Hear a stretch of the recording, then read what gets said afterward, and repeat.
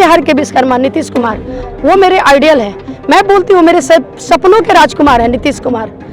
इनका अपील भी था कि दीदी आपको पार्टी का सिंबल नहीं मिला, लेकिन कोई बात नहीं, हम लोग खड़े हैं, आप चुनाव लड़िए और नामांकन अपना दीजिए।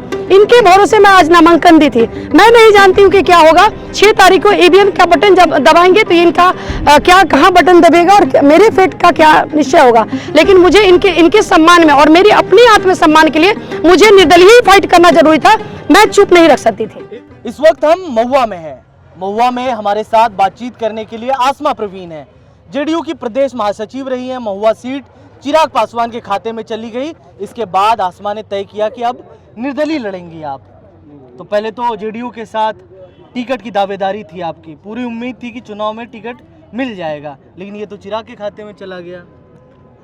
उससे निराशा नहीं है। सबसे बड़ी बात है, जब गठबंधन में इंसान होता है तो गठबंधन में अगर बहुत सारे सहयोगी दल है तो संबल आपका कहीं भी जा सकता है, ये कोई ज़रूरी नहीं है, लेकिन आपसी सहमति होती है। लेकिन जिस तरह से 5 दिन से ये प्रकरण चल रहा था महुआ में, नाटकीय प्रकरण, मतलब इससे मर्माहत मैं हुई हूँ बहुत ज़्यादा। कभी ये सिंबल लुढ़क के कहीं और जा रहा, कहीं लुढ़क के कहीं और जा रहा, कहीं और जा रहा, कुछ एकदम तरह तरह की भ्रांतियाँ।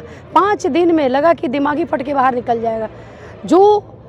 जो भी कार्यकर्ता, किसी भी दल के ज़मीनी स्तर के कार्यकर्ता होते, वो 365 दिन और लगातार 24 घंटा 18 घंटा वो अपने क्षेत्र में लगे रहते हैं, अपने जनता मालिक के कार्यों में, सेवा में समर्पण भाव से रहते हैं, चाहे दल की सेवा करते हैं या गठबंधन की सेवा करते हैं। और इस तरह की मेंटल ट्रॉमा क्यों? आखिर किसी सहयोगी दल के साथ रहने इतना मेंटल ट्रॉमा कि कहीं कुछ आपका किस्मत ही सुनिश्चित नहीं है। आप 5 साल कम काम करते हैं, सारी मीडिया चैनल बताती है, सारे आपके दल के जितने सहयोगी दल के जो भी सर्वे रिपोर्ट होती है, आप उसमें अव्वल आते हैं, 100 में 99 आते हैं। उसके बाद आपके फेट को ग्रहण लग जाता है। ये नहीं पता चलता कि ये सीट स्लिप करके यहाँ से वहाँ चला गया है। और जब एनडीए घटक दल के जो भी शीर्ष नेतागण बैठे हैं, वो तो आकलन करते होंगे ना कि कौन सा प्रत्याशी इस सीट को निकालेगा, किसकी दावेदारी है। जब 50,000 वोट लाकर और यहाँ 5 साल लगातार अपने जनता मालिक के सेवा में मैं रही, तो कम से कम सहयोगी दल में, घटक दल में जाना था सीट, कहीं कोई प्रॉब्लम मुझे नहीं थी। लेकिन एक बार आप आगाह तो करते, एक बार बताते तो मुझे अभिलाषा उसकी नहीं रहती। आप बता देते कि नहीं ये सीट हम लोग को नहीं आएगा, आप 80 रहिए, हम लोग अब पहले आश्वासन दे दिया जाता, थोड़ा बात कर लेते कि ठीक है इस तरह से हो सकता है, लेकिन कुछ भी ऐसा नहीं है। बात भी शीर्ष नेतागण ये एटीट्यूड देखें। माननीय नेता मुख्यमंत्री, किसी नेता से बात करने की कोशिश की? माननीय नेता, हमारे विकास पुरुष, जन जन के नेता, बिहार के विकास पुरुष, नए बिहार के विश्वकर्मा नीतीश कुमार, वो मेरे आइडियल है। मैं बोलती हूँ मेरे सपनों के राजकुमार है नीतीश कुमार। ठीक है, सपनों के राजकुमार किसके होते, कोई आइडियल, उनकी जो फैन फॉलोइंग होता है, मैं नीतीश कुमार की फैन फॉलोइंग, वो मेरे लिए पिता तुल्य हैं। उसके बावजूद पिता मेरे हैं, सब कुछ है, मेरे पिता से कहीं कोई दिक्कत नहीं। लेकिन क्या तमाम जिनकी वो इंचार्ज बनाए हुए हैं, जो घटक दल के नेता है, जो प्रदेश और राष्ट्र लेवल का आप संगठन को चलाते हैं और देखते हैं, क्या एक बार अपने कार्यकर्ता से अच्छे से प्यार से आप बात करके सम्मानपूर्वक उसको बता नहीं सकते हैं कुछ भी? इससे मैं बहुत ही त्राहिमाम लगा कि एक नहीं होता है, जैसे चलते चलते फुटबॉल जमीन में पैर से मार के उसको लुढ़का दिया, उस तरह से हरकत किया गया है। बहुत मर्माहत। तो आज मैं प्राथमिक सदस्य से अपने त्यागपत्र दे चुकी हूँ और इस मालिक, जनता मालिक के महुआ के भरोसे मैं आज नामांकन करने गई थी। और इनका अपील भी था कि दीदी आपको पार्टी का सिंबल नहीं मिला, लेकिन कोई बात नहीं, हम लोग खड़े हैं, आप चुनाव लड़िए और नामांकन अपना दीजिए। इनके भरोसे मैं आज नामांकन दी थी। मैं नहीं जानती हूँ कि क्या होगा। 6 तारीख को ईवीएम का बटन जब दबाएंगे तो इनका क्या कहाँ बटन दबेगा और मेरे फेट का क्या निश्चय होगा। लेकिन मुझे इनके सम्मान में और मेरी अपनी आत्मसम्मान के लिए मुझे निर्दलीय फाइट करना जरूरी था। मैं चुप नहीं रख सकती थी। एक और जरूरी सवाल, आज तेज प्रताप यादव ने भी नॉमिनेशन फाइल कर दिया है। अब मानती हैं कि वो अब राजद में भले ही नहीं है, अपनी नई पार्टी बनाकर चुनाव लड़ने वाले हैं, वो मजबूत कैंडिडेट होंगे महुआ से?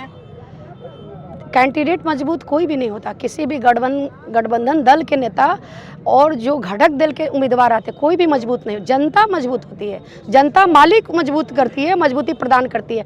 तो महुआ विधानसभा में जितने भी प्रत्याशी, जितने प्रत्याशी नामांकन आज भरेंगे या भरते हो रहे होंगे और जितने नामांकन इन लोग दायर किए होंगे, उनकी सबकी जो भी मुकद्दर का फैसला महुआ विधानसभा की जनता करेगी, उनके हाथ में कोई बड़ा नहीं है, सब वही है। जैसे आसमा परवीन लाइन में खड़ी, वो लोग भी ऐसी लाइन, ये फैसला जनता मालिक करेगी। किन मुद्दों को लेकर डोर टू डोर किन मुद्दों को इंट्रोड्यूस कर रही हैं डोर टू डोर?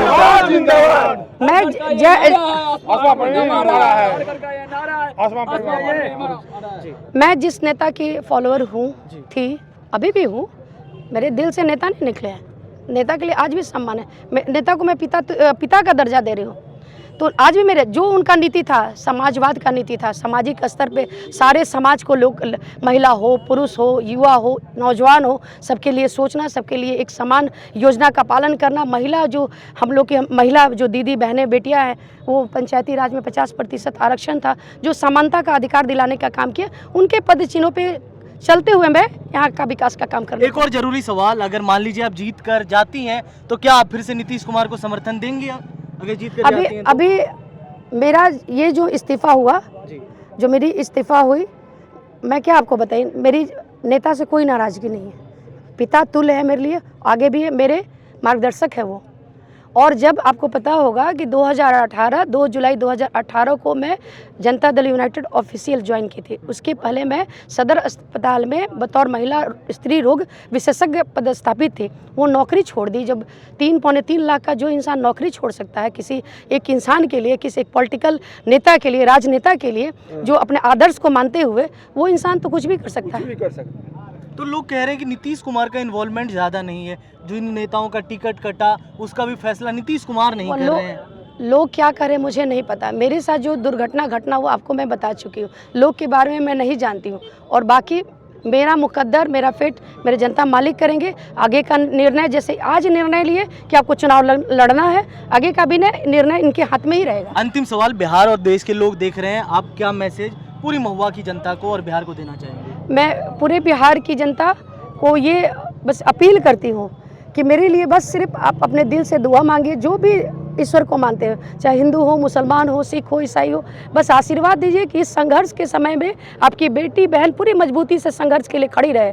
और हमारे जनता जो महुआ जनता मालिक है महुआ विधानसभा की 126 की, इनसे अपील है कि आपकी बेटी इस संघर्ष में उतर गई है, इस मैदान में, इस बेटी को कभी थकने नहीं दीजिएगा, कभी गिरने नहीं दीजिएगा। आप साथ चलिएगा। हम लोग जो चाहते हैं जिस मुकाम पे हम लोग जरूर पहुंच जाएंगे। अपील यही है कि हर घर का ये नारा है, आसमा परवीन हमारा है, हर घर का ये नारा। मेरा जितने जनता महुआ विधानसभा 126 के जनता मालिक और अभिभावकगण, मेरी माता बहनें, हमारे युवा भाई, छात्र, नौजवान, सबसे आग्रह अपील है कि आपकी बहन अपने आत्मसम्मान के लिए यहाँ निर्दलीय उम्मीदवारी, जिसको बोलते हैं आज़ाद उम्मीदवारी, आज दी है। आपकी हाथों में मेरा सुरक्षा और सम्मान है, यही अपील करती हूँ। आप सभी को बहुत बहुत धन्यवाद। शुक्रिया इस बातचीत के लिए। तो आप आसमा परवीन जी को सुन रही थी, निर्दलीय कैंडिडेट महुआ विधानसभा से उतरी हैं। देखना दिलचस्प होगा आने वाले समय में चीज़ें क्या मोड़ लेती हैं। वीडियो जो सहयोगी शुभम के साथ प्रेम कश्यप, एयर नाउ के लिए बिहार से।